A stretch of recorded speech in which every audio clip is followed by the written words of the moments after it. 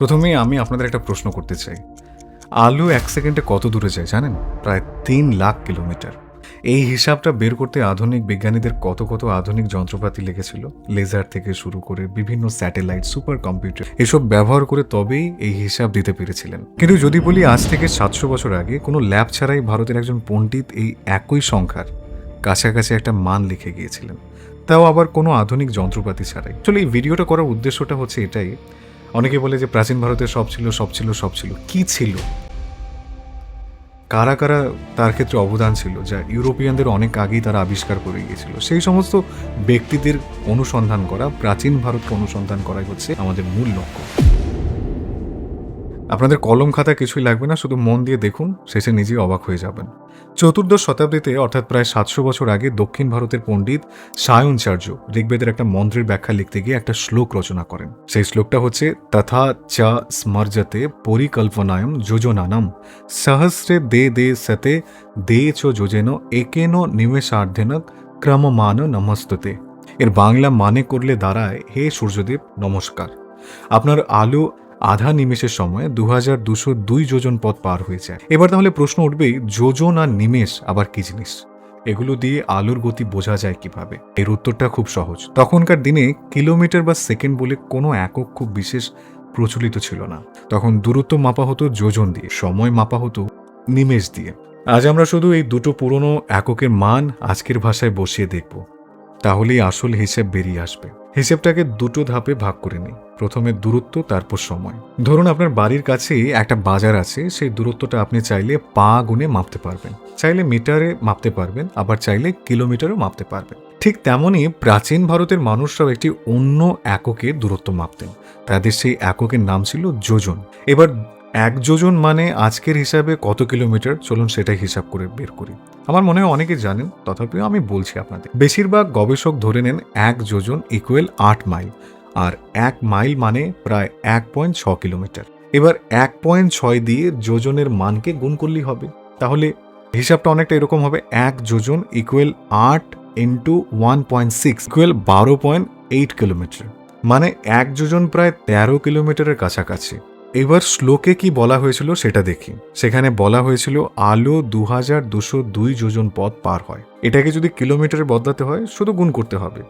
2202 গুণন ১২.৮ ইকুয়াল প্রায় ২৮,১৮৬ কিলোমিটার। ব্যাস, প্রথম জিনিসটা পেয়ে গেলাম। আলু যে দূরত্বটা পার হচ্ছে সেটা প্রায় ২৮,১৮৬ কিলোমিটার। এটা প্রায় পৃথিবীর চারপাশের মাপের সমান একটা দূরত্ব। এবার দেখা যাক এই দূরত্বে যেতে আলুর কত সময় লাগছে। এবার আসি নিমেষ শব্দটায়। শুনতে অদ্ভুত লাগলেও এর মানে একদম সহজ। একবার চোখের পাতা ফেলতে যতটুকু সময় লাগে সেটাই ১ নিমেষ।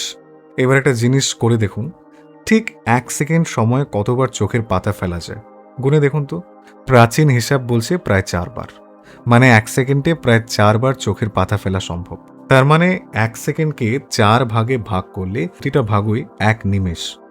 তাহলে ১ নিমেষ সমান ১ সেকেন্ড ভাগ ৪ সমান সমান ০.২৫ সেকেন্ড। কিন্তু শ্লোকে তো বলা হয়েছিল আধা নিমেষ, পুরো নিমেষ তো নয়। তাই এটাকে আরেকবার যদি আমরা ২ দিয়ে ভাগ করে দিতে পারি, আধা নিমেষ সমান ০.২৫ ভাগ ২ সমান ০.১২৫ সেকেন্ড। তাহলে দ্বিতীয় জিনিসটাও পেয়ে গেলাম। এই ২৮,১৮৬ কিলোমিটারের পথ আলু পার করেছে মাত্র সেকেন্ডের ৮ ভাগের ১ ভাগ সময়, অর্থাৎ একটা চোখের পলক ফেলার অর্ধেক সময়। এবার এই দুটো সংখ্যা এক জায়গায় বসালেই আসল উত্তর বেরিয়ে আসবে। স্কুলে আমরা সবাই এই সূত্রটা তো পড়েছি, গতিবেগ ইকুয়াল দূরত্ব ভাগ সময়। মানে কতটুকু পথ কতটা সময়ে পার হলো সেটা ভাগ করে দিলেই গতিবেগ বেরিয়ে আসে। ঠিক যেমনভাবে একটা গাড়ি ১ ঘন্টায় ৬০ কিলোমিটারে গেলে তার গতিবেগ বলি ঘন্টায় ৬০ কিলোমিটার, ঠিক তেমনই লজিকটা। এখন আমাদের কাছে দুটো সংখ্যাই আছে, শুধু ভাগ করে দিলেই হবে। দূরত্ব ২৮,১৮৬ কিলোমিটার আর সময় ০.১২৫ সেকেন্ড। তাহলে হিসাব করলে দাঁড়ায় ২৮,১৮৬ ভাগ ০.১২৫ প্রায় ২,৮৫,৪৮৮ কিলোমিটার প্রতি সেকেন্ডে। আর আধুনিক বিজ্ঞান আজ ঠিক কি বলছে? আলোর গতি প্রতি সেকেন্ডে ২,৯৯,৭৯২ কিলোমিটার। তার মানে সায়নাচার্যের এই হিসাব আধুনিক মানের সাথে কাটায় কাটায় না মিললেও একই মাত্রার কাছাকাছি একটা সংখ্যা দেয়। আর সেটাই অবাক করার বিষয়, কারণ 700 বছর আগে কোনো যন্ত্র ছাড়া শুধু একটা কবিতার লাইনে এত বড় একটা সংখ্যা নিয়ে চিন্তা করাটাই একটা অসাধারণ ব্যাপার। এখানে একটা জিনিস স্পষ্ট করে বলা দরকার, 1 যোজন মানে ঠিক কত কিলোমিটার তা নিয়ে কিন্তু গবেষকদের মধ্যে মতভেদ রয়েছে। কেউ 1 যোজন সমান 8 মাইল ধরেন, আবার কেউ 9 মাইল ধরেন। যদি 1 যোজন সমান 9 মাইল ধরি, তাহলে 1 যোজন ইকুয়াল 9 ইন্টু 1.6 ইকুয়াল 14.4 কিলোমিটার হচ্ছে। এবার এটাকে সেই একই হিসাবে 2202 যোজনকে কিলোমিটারে বদলালি, তাহলে দাঁড়ায় 2202 ইন্টু 14.4 সমান সমান প্রায় 31,709 কিলোমিটার। সময়টা কিন্তু বদলাবে না, কারণ নিমেষ পুরোপুরি সময়ের একক, দূরত্বের সাথে এর সম্পর্ক নেই। তাই সময় ঠিকই থেকে যাচ্ছে সেই 0.125 সেকেন্ডে। এবার গতিবেগ বের করি, চলুন। ওখানে আমরা পেলাম 31,709 ভাগ 0.125 সমান সমান প্রায় 2,53,670 কিলোমিটার প্রতি সেকেন্ড। তাহলে 8 মাইল ধরলে উত্তর আসছিল প্রায় 2,25,488 কিলোমিটার প্রতি সেকেন্ড, আর 9 মাইল ধরলে সেটা বেড়ে দাঁড়াচ্ছে প্রায় 2,53,670 কিলোমিটার প্রতি সেকেন্ডে। দুটোই কিন্তু আধুনিক মান, 2,99,792 কিলোমিটার প্রতি সেকেন্ডের কাছাকাছি।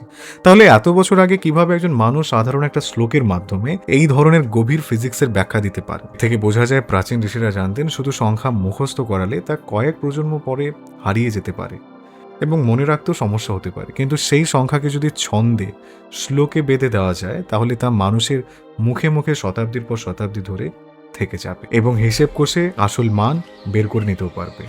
তাই এই শ্লোকটা আসলে শুধু পূজার মন্ত্র ছিল না, এটা ছিল জ্ঞান সংরক্ষণের একটা অসাধারণ পদ্ধতি। এই ভিডিওটি আপনাদের কেমন লাগলো? আপনি কি আগে কখনো এই ধরনের কিছু জানতেন? কমেন্টে আপনার মতামত অবশ্যই জানাবেন। ভিডিওটা ভালো লাগলে লাইক করুন এবং প্রচুর পরিমাণে শেয়ার করুন। দেখা হচ্ছে পরের ভিডিওতে, ততদিন পর্যন্ত ভালো থাকুন। ধন্যবাদ।